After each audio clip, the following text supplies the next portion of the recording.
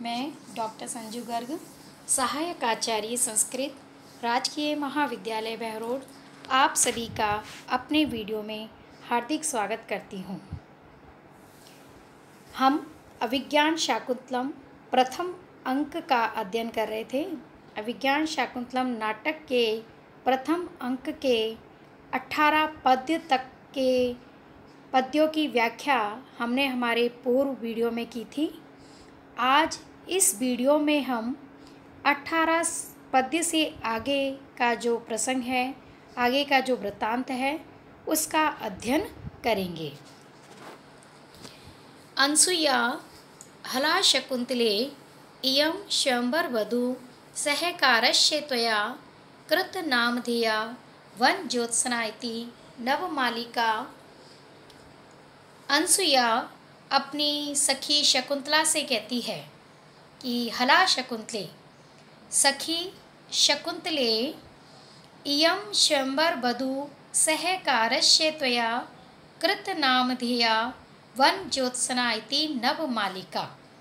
इयं यह सहकारस्य आम्र वृक्ष की स्वयंवरवधू अपने आप चुनी गई वधू वनज्योत्सना इति वनज्योत्सना, जिसका कि त्वया तुम्हारे द्वारा कृत नामधेया नाम रखा गया था, ऐसी यह नवमालिका है। ऐना विस्मृता असि, तुम तो इसे भूल ही गई हो। शकुंतला प्रत्युत्तर देते हुए अनसूया से कहती हैं, तद आत्मनाम अपि विस्मरिष्यामि, यदि मैं इसे ही भूल गई तो अपने आप को ही भूल जाऊंगी। लताम उपेत्य अवलोक्य च, लता के समीप जाकर और देखकर, हला रमणीये खलु काले एतस्य लता पादप मिथुनस्य व्यतिकरः संवृत्तः।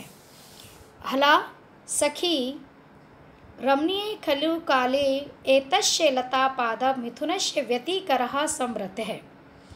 खलु निश्चय ही, रमणीय काले इस सुंदर समय में, एतस्य लता इस लता पादप और वृक्ष के मिथुनस्य युगल का व्यतिकरः संवृत है, संबंध हुआ है, सम्मिश्रण हुआ है, मिलान हुआ है। नव कुसुम यौवना वन ज्योत्सना, वन ज्योत्सना नवीन पुष्प रूपी यौवन से युक्त है। स्निग्ध पल्लव तयो उपभोग क्षमय सहकार है, और यह आम्र वृक्ष अपने चिकने स्निग्ध पत्तों के कारण उपभोग के योग्य है। इति पश्यन्ति तिष्ठति, ऐसा कहकर उन दोनों को देखते हुए स्थित रहती है। प्रियंवदा अनसूये जानासि किम शकुंतला वन ज्योत्सना अतिमात्रम पश्यति इति। प्रियंवदा अनसूया से कहती है कि हे अनसूया, किम जानासि, क्या तुम जानती हो कि शकुंतला वन ज्योत्सना को अतिमात्रम पश्यति इति, इतना अधिक क्यों देख रही है, इस प्रकार क्यों देख रही है। अनसूया कहती हैं, न खलु विभाव्यामि कथ्य, मैं तो नहीं जानती हूँ, बताओ, तुम यदि समझती हो तो बताओ। प्रियंवदा यथा वन ज्योत्सना अनुरूपेण पादपेन संगता अपि नाम एवं अहम अपि आत्मनो अनुरूपम वरम लव्य इति। प्रियंवदा कहती हैं कि यह सोच रही हैं, शकुंतला ऐसा सोच रही हैं कि जिस प्रकार यह वन ज्योत्सना अपने अनुरूप वृक्ष से मिल गई है या संगम हो गया है, वैसे ही क्या मैं भी अपने अनुरूप गुणों से युक्त वर को प्राप्त कर पाऊंगी। शकुंतला इस परिहास का उत्तर देते हुए कहती है, एष नूनम तब आत्मगतो मनोरथ है, यह तो निश्चय तुम्हारा मनोरथ होगा, ऐसी तो तुम्हारी अभिलाषा होगी, मेरी तो ऐसी कोई इच्छा नहीं है। इति कलशम आवर्जति, ऐसा कहकर वह जल सिंचन का कार्य करने लगती है। अब चूँकि राजा इन तीनों सखियों के प्रसंग को या वार्तालाप को छिप करके सुन रहा था, तो वह शकुंतला के विषय में सोचता है कि क्या यह शकुंतला महर्षि कण्व की ब्राह्मणेतर स्त्री से उत्पन्न कन्या है, यानी ब्राह्मण के अलावा किसी अन्य वर्ण से उत्पन्न संतान है। फिर वो दूसरे ही पल सोचने लगता है कि मेरा जो संदेह है वो व्यर्थ है। इसी संदर्भ में राजा इस पद्य के अंतर्गत कहता है, असंशयम छत्र परिग्रह क्षमा यद आर्यम अश्यम अभिलाषी में मनः सताम ही संदेह पदेषु वस्तुषु प्रमाणम अंतःकरण प्रवर्त्यः। राजा कहता है, असंशय निसंदेह छत्र परिग्रह क्षमा, कि यह शकुंतला क्षत्रिय के द्वारा ग्रहण किए जाने योग्य है, अर्थात क्षत्रिय के द्वारा विवाह के योग्य है। यत आर्यम अश्याम अभिलाषी में मनः, क्योंकि मेरा मन इसकी अभिलाषा कर रहा है, अर्थात मेरा जो मन है वह शकुंतला के प्रति आसक्त होकर इसकी इच्छा करने वाला है, इसको अपनी पत्नी के रूप में चयन करने की कामना रखता है। सताम ही संदेह पदेषु वस्तुषु प्रमाणम अंतःकरण प्रवर्त्य,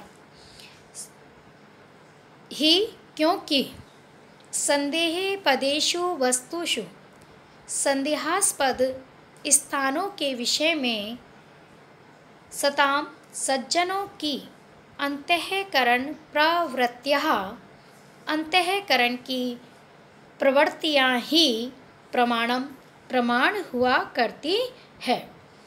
अर्थात कहने का भाव यह है कि राजा चूँकि उन तीनों के प्रियंवदा, अनसुईया और शकुंतला के वार्तालाप को बड़े ही ध्यान से और वृक्ष की ओट में छिपकर के सुन रहा है, तो उस प्रसंग के दौरान शकुंतला के प्रति उनका हृदय कुछ अनुरक्त होने लगता है।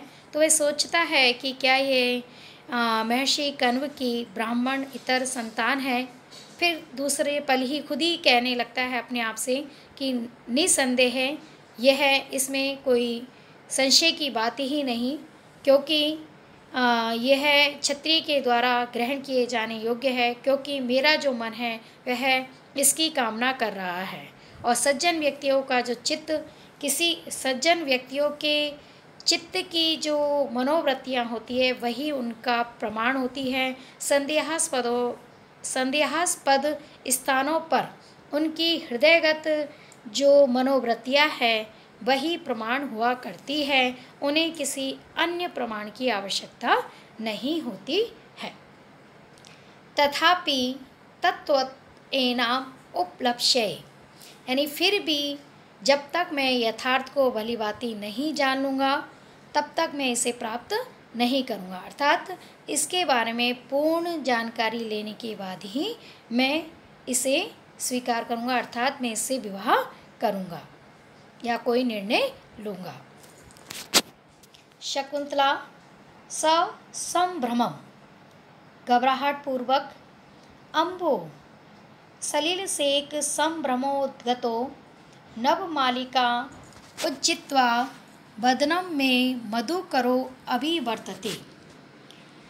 अम्बो ओहो सलिलसेक संभ्रमो उद्गतो, जल सिंचन से घबराकर उड़ा हुआ मधुकरोः, ये भ्रमर नवमालिका उज्जित्वा, नवमालिका को छोड़कर, मैं वदनम मेरे मुख की ओर ही अभिवर्तते आ रहा है।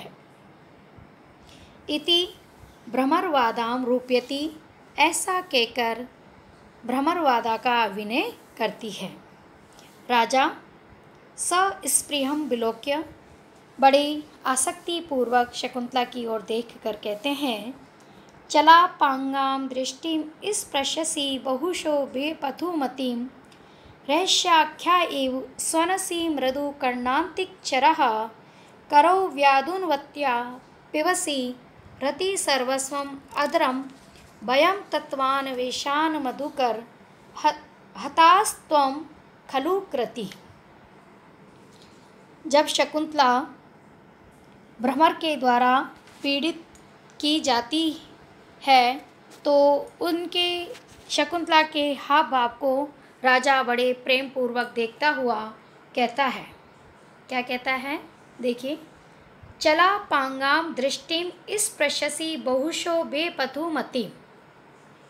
भ्रमर को संबोधित करते हुए राजा कहता है कि हे मधुकर, हे भ्रमर, मधुकर, हे भ्रमर, तुम चला पांगाम दृष्टिम, चंचल नेत्र प्रांत वाली दृष्टि का,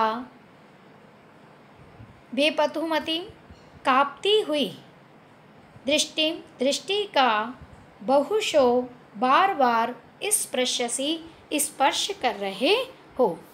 अर्थात हे भ्रमर, तुम इस शकुंतला के चंचल नेत्र प्रांत वाली और तुम्हारे भय से कुछ डरती हुई कांपती हुई दृष्टि का, तुम नेत्रों का तुम बार बार स्पर्श कर रहे हो। रहस्याख्यायीव स्वनसि मृदु कर्णांतिक चरः, और रहस्यमयी वार्तालाप कहने वाले के समान कर्णांतिक चरः, कान के समीप विचरण करने वाले होकर मृदु स्वनसी, मृदु ध्वनि में गुंजार कर रहे हो। करो व्याधुन्वत्या पिबसि रति सर्वस्वम अद्रम। करो व्याधुन्वत्या अर्थात आत्मरक्षा के लिए हाथों को हिलाती हुई, अर्थात तुमसे बचने के लिए अपने हाथों को हिलाती हुई इस शकुंतला के रति सर्वस्वम, रति काल में सर्वथा आस्वादन के योग्य अद्रों का, अद्रों का पिबसि पान कर रहे हो। वयम तत्त्वान्वेषान् मधुकर हताः त्वं खलु कृति। मधुकर, हे भ्रमर, वयम, हम तो, अर्थात यहाँ राजा के लिए ही आया है ये, कि मैं तो तत्वान्वेषान्, सत्य को जानने के लिए, सत्य के अन्वेषण के कारण हता अर्थात असफल रहा, किंतु त्वं खलु कृति, तुम तो निश्चय ही सफल मनोरथ वाले हो गए हो। यहाँ पर राजा के प्रेम पूर्ण दृष्टि का वर्णन किया गया है कि किस प्रकार वह भ्रमर के द्वारा पीड़ित की जाती हुई शकुंतला को देखते हुए कहता है कि हे भ्रमर, तुम बार बार शकुंतला के नेत्रों का स्पर्श कर रहे हो, उसके कान के समीप विचरण कर रहे हो और उसके अधरों का पान कर रहे हो। हम तो यह ऋषि कन्या है, यह क्षत्रिय के द्वारा ग्रहण किए जाने योग्य है अथवा नहीं, इन सब सत्य को जानने के कारण असफल ही रहे, किंतु तुम तो निश्चय ही सफल मनोरथ वाले हो गए हो। शकुंतला न एष दृष्टो विरमति, कि यह ढीठ तो रुक ही नहीं रहा है, अर्थात ये भ्रमर तो मुझे परेशान ही किए जा रहा है। अन्य तो गमिष्यामि, तो ठीक है मैं दूसरी ओर जाऊंगी। पदांतरे स्थित्वा सदृष्टि क्षेपम, कुछ कदम जाकर के फिर रुक कर के वह दृष्टिपात करती है। कथम इतो अपि आगच्छति, अरे कैसे, ये तो मेरे पीछे ही आ रहा है। हला सखी परित्रायताम माम अनेन दुर्विनीतेन मधुकरेण अभिभूयमानम, पीड़ित की जाती हुई, भ्रमर के द्वारा परेशान की जाती हुई मुझको इस दुष्ट या इस दुराचारी भ्रमर से बचाओ। हे सखियों, मेरी इस भ्रमर से रक्षा करो। उबे दोनों सखियाँ सस्मितम, मुस्कुराहट पूर्वक कहती हैं के आवाम परित्रायतुम, हम दोनों बचाने वाली कौन होती हैं? दुष्यंतम आक्रंद, तुम तो दुष्यंत को पुकारो। राज रक्षितव्यानि तपोवनानि नाम, क्योंकि तपोवन तो राजा के द्वारा ही सुरक्षित किए जाने योग्य होते हैं, अर्थात तपोवन की सुरक्षा की का दायित्व राजा का ही होता है। राजा चूँकि छिप कर के इनका प्रसंग सुन रहा है तो वो कहता है अपने आप से, अवसरो अयम आत्मानं प्रकाशितुम, अब अपने को प्रकट करने का ये उचित समय है। न वेतव्यम, नहीं डरना चाहिए। इति अर्धोक्ते स्वगतम, इतना आधा बोलकर वह अपने मन में ही सोचने लगता है, राजभावस्त्वम अभिज्ञातो भवेत्, इससे तो मेरा राजा होना व्यक्त हो जाएगा। एवं तावत अभिधाष्ये, तो मैं इस प्रकार कहूँगा। शकुंतला पदांतरे स्थित्वा, कुछ कदम जाकर सदृष्टि क्षेपम, फिर दृष्टिपात करती है अर्थात भ्रमर की ओर देखती है। कथम इतोपि माम अनुसरति, अरे कैसे, यहाँ भी ये तो मेरा पीछा कर रहा है, अनुसरण कर रहा है। राजा सत्वरम उपसृत्य, उसी समय राजा जो कि पेड़ की ओट में छिपा हुआ था वह शीघ्र उनके समीप पहुँच जाता है और शीघ्र समीप में जाकर कहता है, क पौर्वे वसुमतिं शासति शासितरी दुर्विनीतानाम अयम आचरति अविनियम मुग्धासु तपस्वी कन्यासु। राजा कहता है कि पुरुवंशी राजा दुष्यंत के रहते हुए उनके राज्य को संचालित करते हुए ये कौन दुर्जन है, यह कौन दुराचारी है जो कि तपोवन की कन्याओं को परेशान कर रहा है, उन्हें व्यथित कर रहा है, उन्हें पीड़ित कर रहा है। तो यही कहते हुए राजा कहते हैं, क पौर्वे वसुमतिम शासति शासितरी दुर्विनीतानाम, दुर्विनीतानाम अर्थात दुर्जनों के, शासितरी शासक अर्थात दुर्जनों को नियंत्रित करने वाले, पौर्वे पुरु वंश में उत्पन्न होने वाले